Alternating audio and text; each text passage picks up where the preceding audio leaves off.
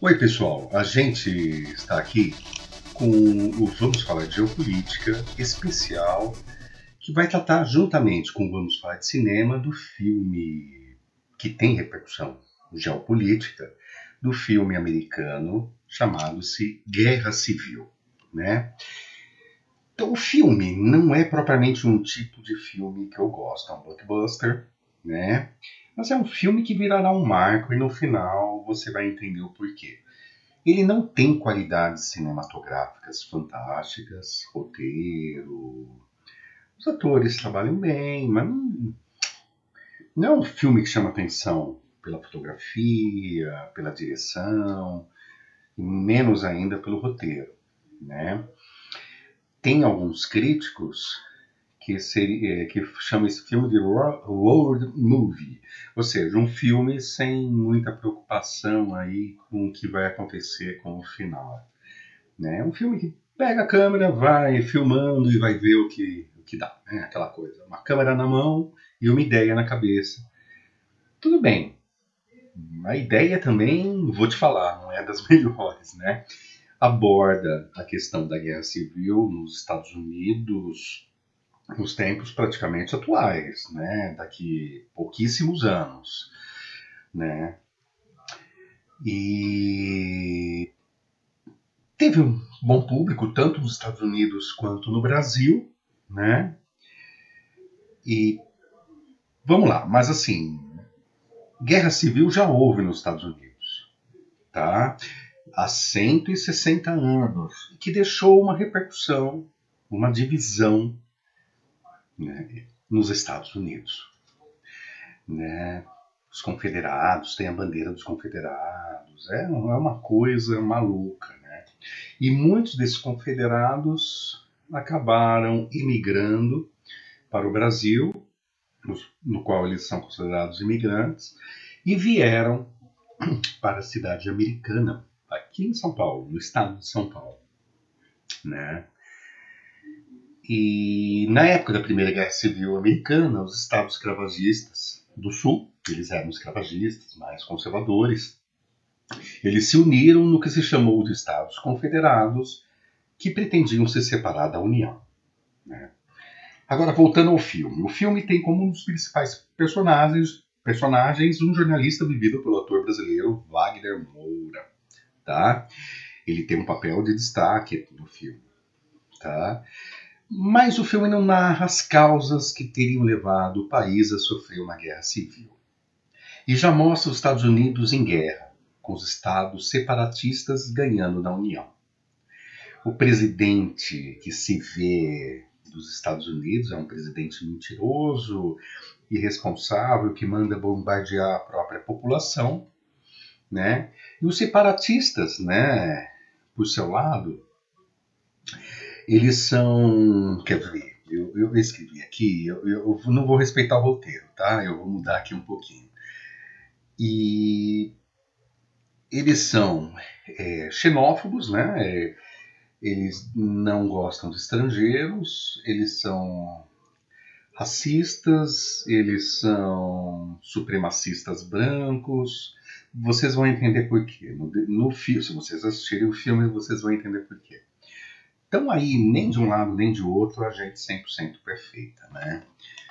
Isso é destacada também a questão dos refugiados, né? Do sofrimento dos refugiados internos. Muitos americanos são deslocados e passam a morar em barracas, né? O que se vê na Síria, o que se vê geralmente no Oriente Médio, na África, acontecendo dentro do próprio Estados Unidos, onde americanos são mortos simplesmente pela ideologia, né? É muito complicado, né? O filme acompanha a viagem de jornalistas da Reuters, que é uma agência de notícias, viajando até Washington em meio a uma guerra civil. Não há aprofundamento dos dramas internos de cada personagem, nem da história em si. Vocês vão perceber ao longo do filme. É um filme que tem muita violência, muito sangue, né? Tem gente que se assusta toda hora. Eu fui no cinema e toda hora eu levava chute. Eu me assustava com o filme e me assustava com o chute. Era um susto duplo, né? Foi bom, para não esquecer dessa marca do filme. Como eu disse, a abordagem da guerra é superficial, mas mostra parte da população dos Estados Unidos deslocada de guerra, né?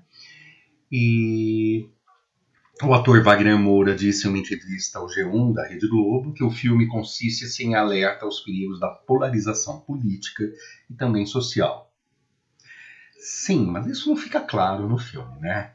A gente deduz, né? E o Wagner Moura, que é uma pessoa super consciente, super politizada, e também tem interesse em fazer uma publicidade do filme, ele destaca isso, mas não fica claro no filme, não.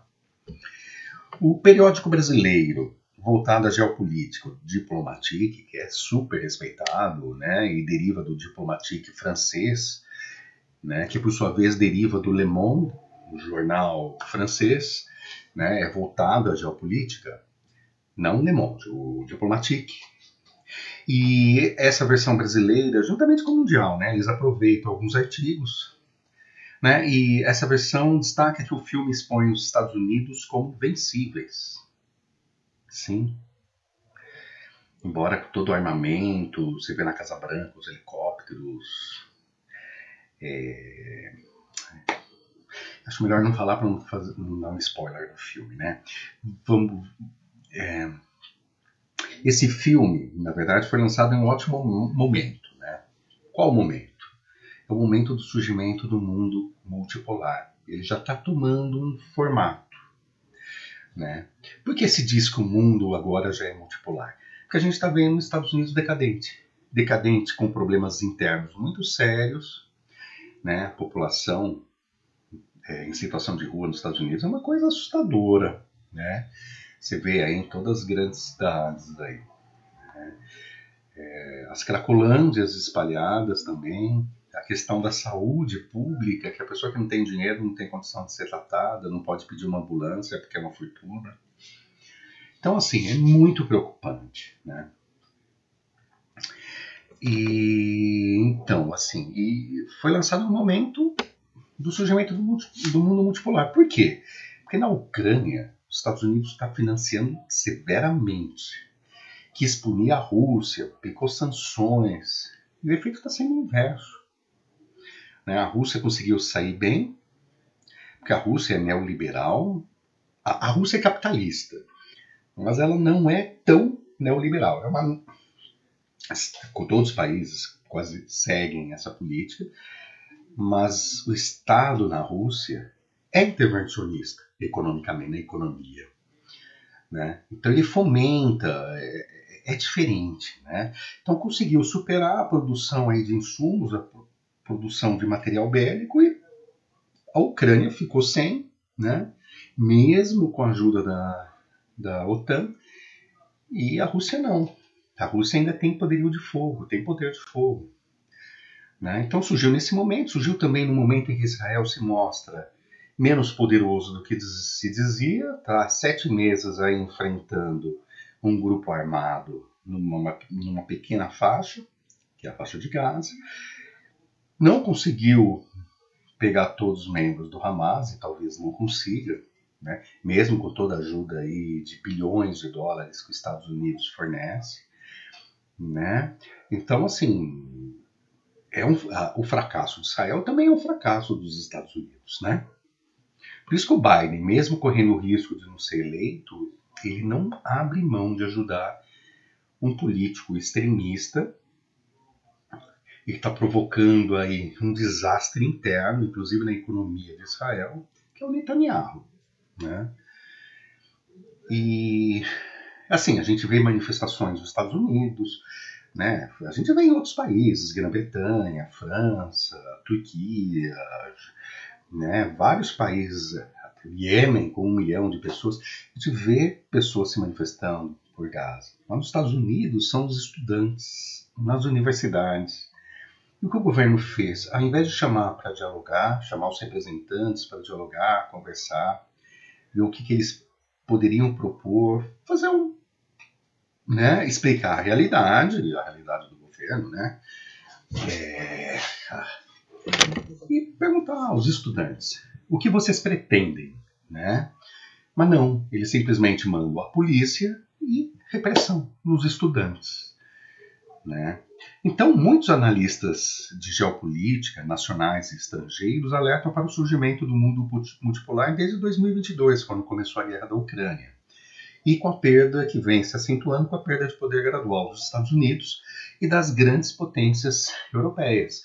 A Alemanha está perdendo a sua capacidade industrial, porque depende do gás russo, não tem acesso ao gás, só tem acesso ao gás russo comprando da Índia a um preço muito superior. A França também. Então, isso afeta toda a Europa. E, ao mesmo tempo, está se exigindo que a Europa invista de 2 a 2,5% do PIB em armamentos, o que para a Europa é muito dinheiro, né? Para qualquer país é muito dinheiro. Mas nessa situação econômica, em que a inflação é altíssima na Europa, como nunca se viu nos tempos mais próximos, então é uma coisa que assusta muito os políticos e a população.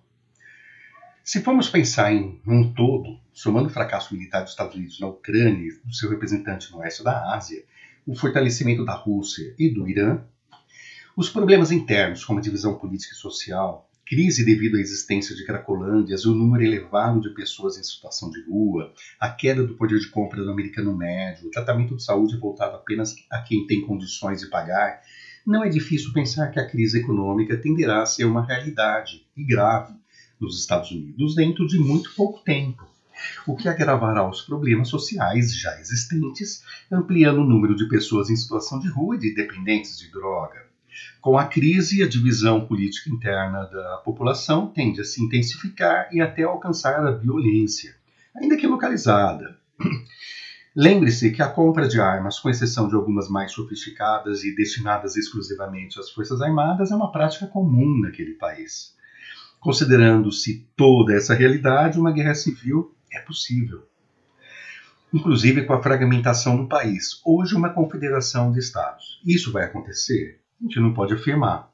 É possível? É. E há muitos sinais indicativos de que é possível, mas não de que está próximo de acontecer, né? Quando estiver próximo de acontecer, talvez a gente, analisando, a gente vai perceber, vai falar, olha, está aumentando muito o número de moradores de rua, está se intensificando o embate entre os grupos pró-Trump e pró-democratas, inclusive com enfrentamento com armas. Se acontecer isso, a divisão interna tende a se agravar muito e uma guerra civil será bem possível de ocorrer em pouco tempo. Olha, quer você goste ou não do filme Guerra Civil, ele ajuda a marcar a decadência dos Estados Unidos, como disse o periódico Diplomatique.